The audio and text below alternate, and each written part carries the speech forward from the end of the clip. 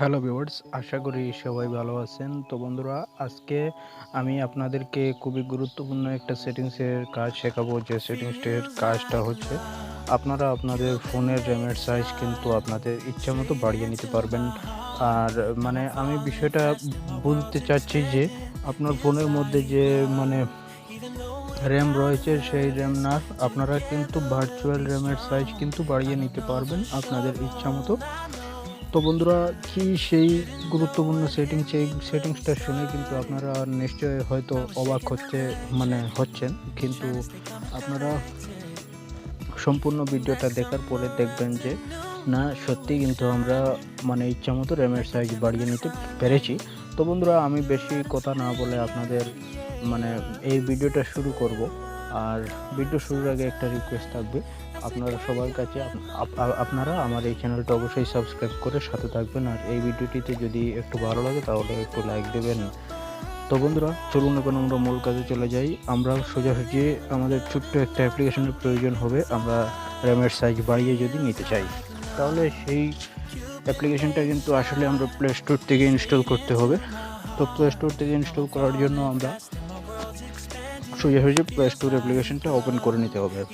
Play store অ্যাপ্লিকেশনটা open করার সাথে সাথে আপনারা সার্চ বক্সে চলে আসবেন। সার্চ বক্সে আসার পরে এখানে লিখতে হবে SWAP শোয়েব লিখে আপনারা এখানে সার্চ দিয়ে দেবেন। আপনাদের সামনে প্রথমেই কিন্তু এই অ্যাপ্লিকেশনটা চলে আসবে। এই অ্যাপ্লিকেশনটা হচ্ছে যেটা অ্যাপ্লিকেশন, এটা হচ্ছে আসল কার্যকরী একটা অ্যাপ্লিকেশন।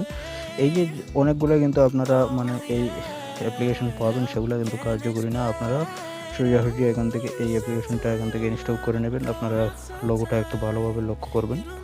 তো আমি এখানে ইনস্টল বাটনে ক্লিক করে দিলাম, কিছু সেকেন্ডের মধ্যে ইনস্টল হয়ে যাবে। তো বন্ধুরা, সম্পূর্ণ ভিডিওটা দেখতে থাকুন। যদি স্কিপ করেন তাহলে কিন্তু আজকের এই ভিডিও থেকে আপনারা বাদ পড়ে যাবেন। তো বন্ধুরা, আমাদের ইনস্টল মোটামুটি কমপ্লিট হয়ে গেছে। এখন আমরা ওপেন করে নেব কিছু সেকেন্ডের মধ্যে। এরপরে আমরা কিন্তু আমাদের ইচ্ছা মতো র্যামের সাইজ বাড়িয়ে নিতে পারবো। তো আমি ওপেন বাটনের মধ্যে ক্লিক করব। ওপেন বাটনের মধ্যে ক্লিক করার পরে আপনাদেরকে এরকম একটা পেজে নিয়ে আসবে। এখানে আপনারা এই যে একটা বাটন দেখতে পাচ্ছেন যে আই এগ্রি, এই আই এগ্রি অপশনটার মধ্যে ক্লিক করবেন।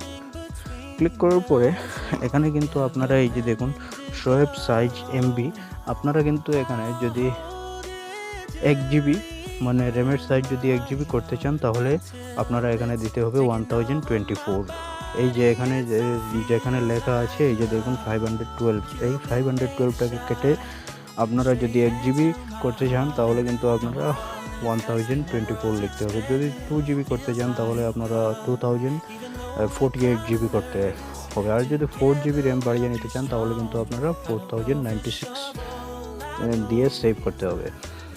তো এই যে দেখুন 512 আমি এখান থেকে ডিলিট করে দেবো দিয়ে, যেহেতু আমি 4 GB র্যামের সাইজ নেব, এর জন্য আমরা 4096 আমরা এখান থেকে 4096 এটাকে সিলেক্ট করে এই যে দেখুন ক্রিয়েট শোয়েব এই বাটনটার মধ্যে ক্লিক করব।